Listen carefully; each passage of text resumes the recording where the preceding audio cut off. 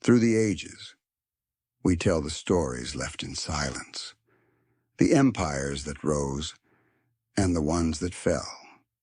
History, not just remembered, but relived. This is Through Time.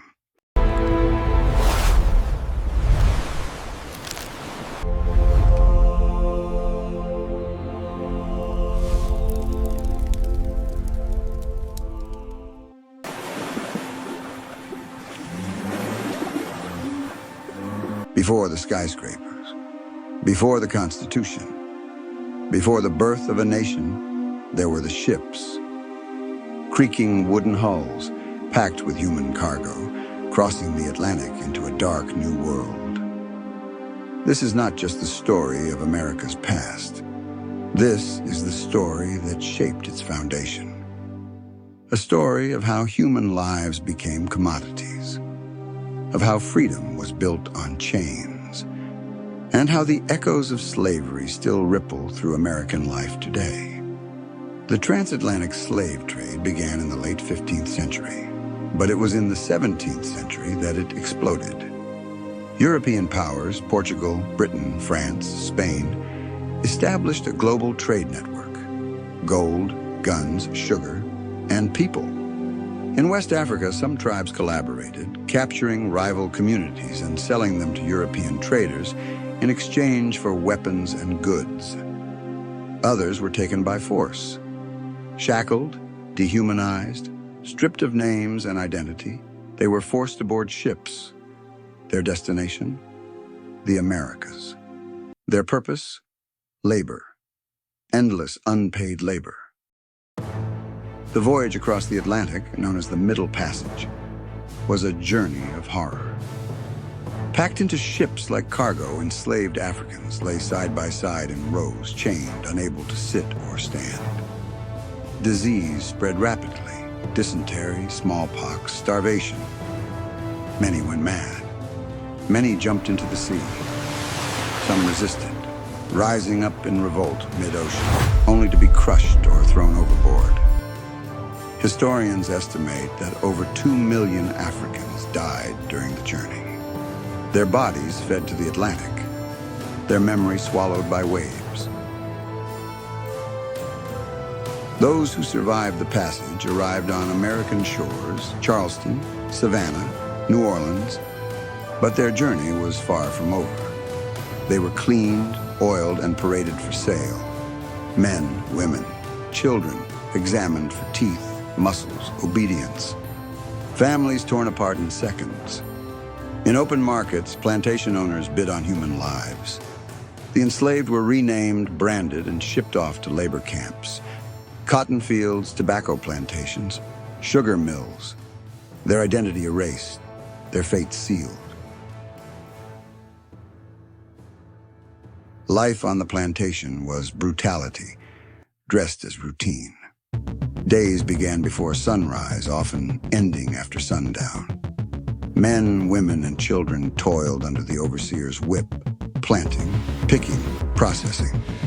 Their food was rationed, their housing cramped and cold. Medical care was rare, suffering was constant.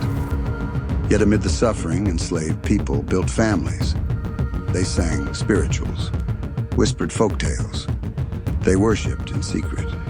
Their songs hid maps, their prayers hid rebellion. Through culture, they kept something the system couldn't steal: their humanity. Enslavement did not mean submission. Resistance burned in whispers and in fire. In 1739, South Carolina shook with the Stono Rebellion. In 1831, Nat Turner led a bloody uprising, fueled by faith and fury. Others fought in silence, breaking tools, slowing harvest, escaping north through the Underground Railroad. Every act of resistance, loud or quiet, was a declaration: I am not property, I am a person. The more they resisted, the harsher the system became.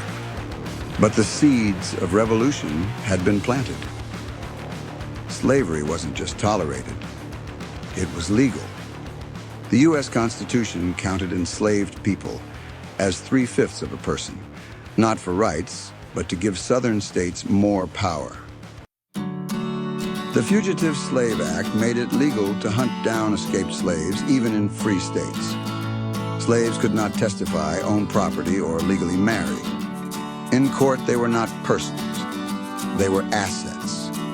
The law didn't just permit slavery. It enforced it. Justice had a price, and black life paid it. In the North, a new movement rose. A movement of pen and voice, of faith and fire. Abolitionists denounced slavery as a national sin. Frederick Douglass wrote, "Oh." Harriet Tubman guided. William Lloyd Garrison shouted. Underground networks grew. Slave catchers hunted. The country trembled. In 1861, America went to war with itself. 11 states broke away to protect slavery. Lincoln's goal was unity. But by 1863, it became freedom. With the Emancipation Proclamation, slavery in rebel states was declared dead. Thousands of black men joined the Union Army. In 1865, the Union won, and slavery, at least on paper, was over. But slavery's end was not freedom's beginning. The South retaliated with Jim Crow laws, legal apartheid. Black Americans were segregated, silenced, and punished. Separate but equal became the lie that ruled for a century. Through terror and law, white supremacy rebuilt itself. Slavery ended, but the chains echoed. In prisons, in classrooms, in silence. It took a century of struggle to end Jim Crow. And still, injustice lingers. The legacy of slavery is not in the past. It is stitched into America's present.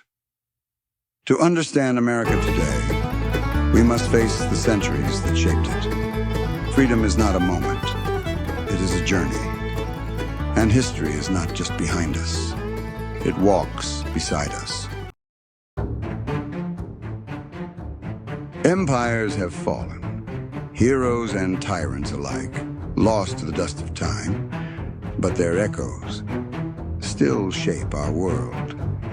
Every war, every rebellion, every forgotten soul is a thread in the story of who we are. Subscribe to Through Time and keep the history alive.